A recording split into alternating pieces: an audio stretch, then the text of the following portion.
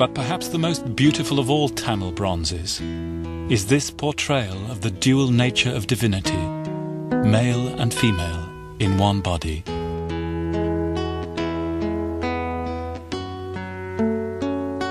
This is the soft girl, said the Tamil poet, his body the colour of sea coral, and hers the glow of fire, united in their essence.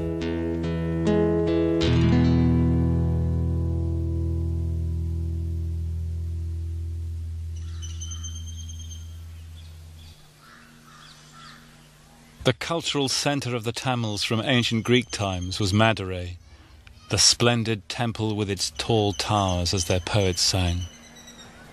The city where no temple stands, they thought, was no city, but a mere wilderness. And as if to prove their point, they created some of the most extraordinary religious buildings on the planet. The Tamils exemplify India's search for unity and diversity. They're separate from the north by race and language. Their temples, strongholds of loyalty to their own region and culture and local deities. Even their architecture is a testimony to teeming multiplicity of gods, of imagination itself.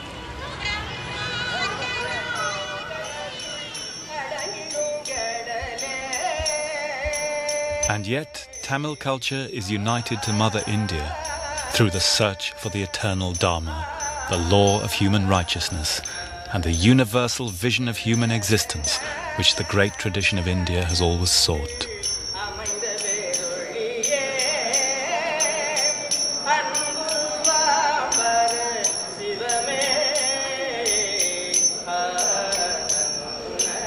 The Tamils have also remained loyal to India's primordial maternal roots. The chief deity here in Madurai is the great goddess, the female principle in creation, long supplanted in the West by the male gods of monotheism. And here, perhaps, lies the solution to the unsolved mystery of Mohenjo-Daro and the Indus cities. For it may be that the dark-skinned Tamils are the distant descendants of that civilization, and in their ancient rituals, at however great a distance, there is a still living connection.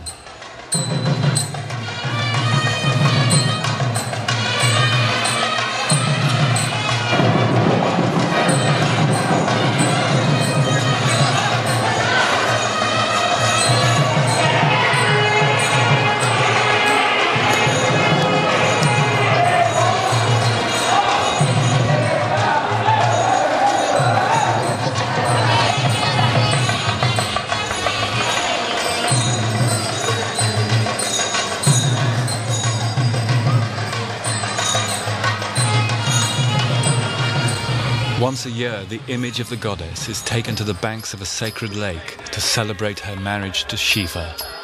There, she and her consort are serenaded with haunting hymns in Tamil, perhaps the living descendant of the language of the Indus cities.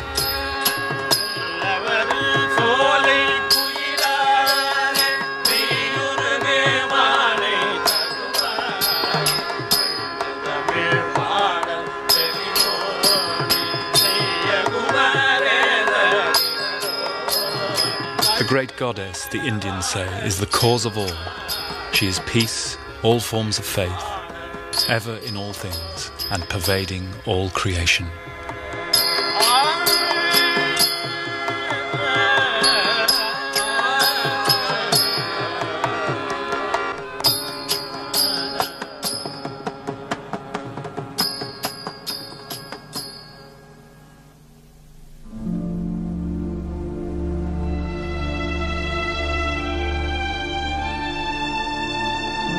And now the last and perhaps most fateful invasion of India took place. Soon she could be depicted as a naked black female, submissively offering her riches to Britannia.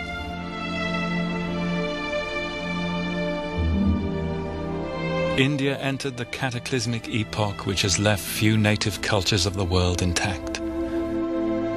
The era of colonialism.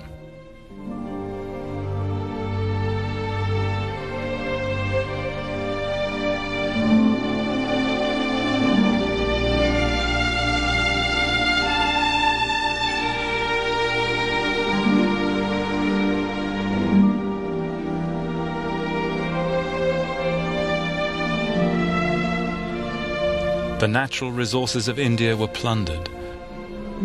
Her trees and animals, which Ashoka had protected 2,000 years before, were thoughtlessly consumed. The Indians, bearers of the world's oldest civilization, were treated like children by people who saw themselves as the superior race.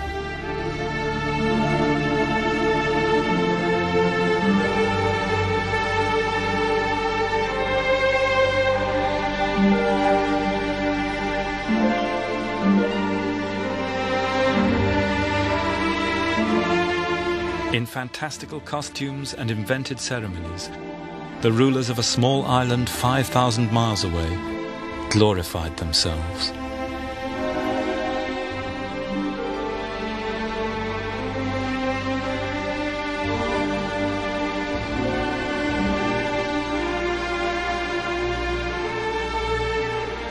How easy it is to forget that there was an India before the British came, which is still there now they've gone. And for all the achievements of the British, their most fateful legacy was to open up India irrevocably to a wider world.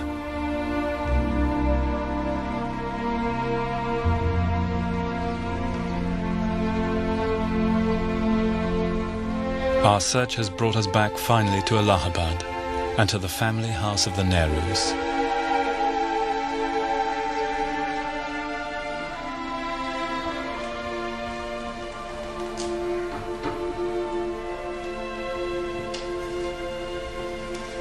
In this room, Indian Democrats met to discuss what India's future path should be. Their hopes and fears have been echoed time and again in our modern world. How far should the Western model be followed? Capitalism, democracy, Western science. How far can indigenous traditions work as the basis of a modern state? Nehru, the first Prime Minister, thought European models were the way forward and came to believe in a complete break with the ancient past.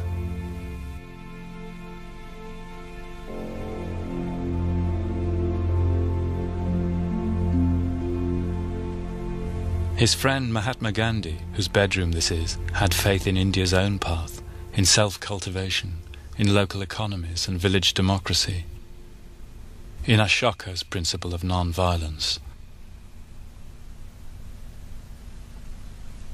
For him, the greatest legacy any civilization has is simply itself. The modern state of India, conceived and argued over only half a century ago in this house, in fact rests on a great tradition extending back thousands of years with an amazing cultural continuity which has reasserted itself time and time again, and which brings the ideals of the Buddha and Ashoka and Akbar converging on this house like thought lines. India has been prodigiously gifted and creative in every field of human endeavour. If we were to choose one characteristic legacy, and it would be a Western choice, then perhaps it is that India placed the spiritual quest at the centre of life in the way that no other civilization did. But India also had a deep-rooted secular tradition extending back as far as the time of Ashoka. And this tradition deeply impressed Nehru and his friends as they attempted to frame a new constitution for their new secular state. They were also inspired, as we can see from the books on Nehru's shelves, by the egalitarian tradition developed in the West through the revolutions in England and America, in France and Russia, although some of those ideals were at odds with the great tradition. And both those great currents went into the modern state of India. Which way the great tradition will go in the 21st century, history cannot tell us.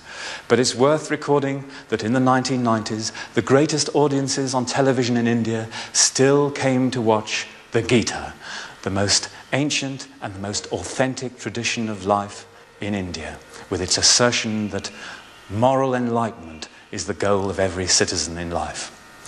And here too, in the Nehru house in Allahabad, a thumbed boyhood copy of the Gita lay at Nehru's bedside from childhood to old age. So perhaps it is still true at the end of the 20th century, true for nations as well as people, that we may know our ends by our beginnings. Outside the Nehru house, the climax of the Kumbh Mela has arrived. The greatest gathering of people ever seen on earth are waiting for dawn, when led by the naked renouncers of this world, they will bathe in the sacred river, in Mother Ganges, the symbol of India's age-long civilization.